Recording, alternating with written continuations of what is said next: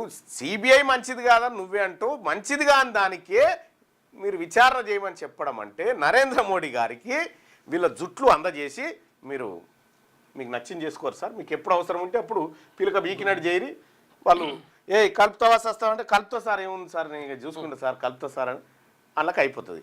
కలిపినా కలుపుతారు, మొత్తం నిర్వీర్యమన్నా అయిపోరు అని చెప్తారు. ఇది జరిగేటువంటి కథ.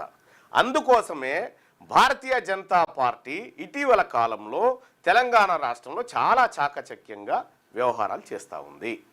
ఫ్యూచర్లో జరగబోయేటువంటి కొన్ని అంశాలు మరి దీనికి కొంత యాడ్ చేస్తారు.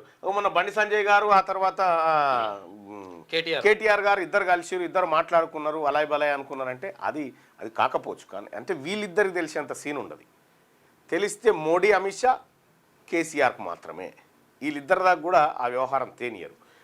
కాబట్టి రేపటి రాజకీయ పరిణామాలు అవసరమైతే ఇప్పుడు నరేంద్ర మోడీ గారి ఆశీస్సులు రేవంత్ రెడ్డి గారికి కూడా దక్కుతాయి అవసరమైతే.